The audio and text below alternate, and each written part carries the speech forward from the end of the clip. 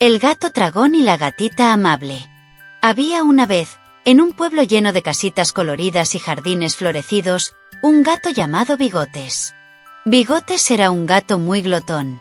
Le encantaba comer y siempre tenía algo entre sus patas: pescado, pollo, queso y hasta pasteles.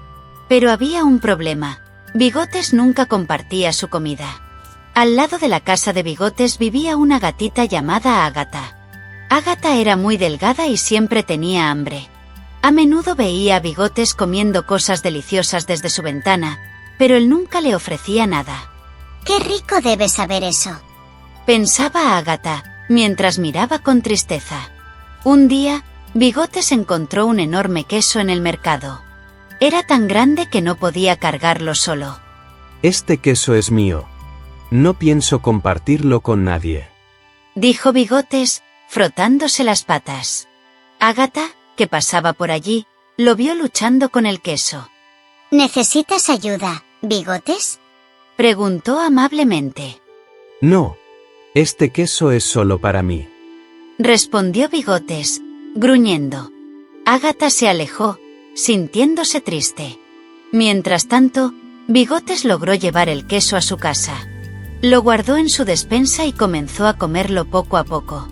Días después, Bigotes se dio cuenta de que el queso estaba empezando a oler mal. ¡Oh no! El queso se está echando a perder, gritó. Bigotes intentó comérselo todo rápidamente, pero era demasiado. Pronto, empezó a sentirse mal. Su estómago le dolía y ya no podía moverse con facilidad. Ágata, al ver que Bigotes no salía de su casa, decidió visitarlo. Bigotes, ¿estás bien?, preguntó, preocupada. Bigotes, pálido y débil, le contó lo que había pasado. Me comí demasiado queso, y ahora me siento terrible, dijo con voz débil. Ágata lo miró con compasión.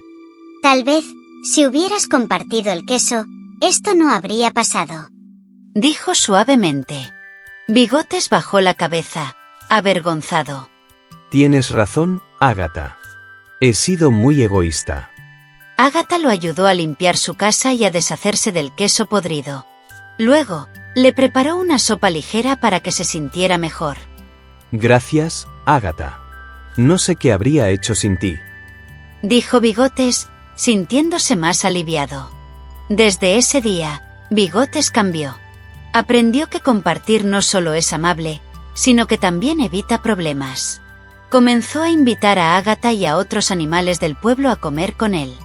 Un día, Bigotes organizó una gran fiesta en su casa. Preparó un banquete con todo tipo de comida: pescado, pollo, queso fresco y pasteles. Todos los animales del pueblo estaban invitados. Gracias por venir. Hoy quiero compartir todo esto con ustedes, dijo Bigotes, sonriendo. Ágata, feliz, se sentó junto a Bigotes. Esto es mucho mejor que comer solo, dijo, disfrutando de la comida. Bigotes movió la cabeza en señal de acuerdo. Sí, compartir hace que la comida sepa aún mejor. Además, es más divertido disfrutar de un banquete con amigos que comer solo, dijo, mirando a todos los animales reunidos en su casa. Ágata sonrió y le dio un suave golpe con su pata. Ya lo creo, Bigotes. Ahora entiendes lo importante que es pensar en los demás. Desde ese día, Bigotes no solo compartió su comida, sino que también ayudó a otros animales del pueblo. Aprendió a cocinar platos saludables y a organizar cenas comunitarias donde todos eran bienvenidos. El pueblo se llenó de alegría y unión, y Bigotes se convirtió en el gato más querido de todos. Ya no era el gato glotón y egoísta de antes, sino un amigo generoso que siempre estaba dispuesto a ayudar. Este cuento nos enseña que compartir no solo nos hace más felices, sino que también fortalece nuestras relaciones con los demás. La generosidad y el cuidado por los otros son valores que nos hacen crecer como personas. Comer juntos es siempre mejor que comer solo. Hasta la próxima aventura.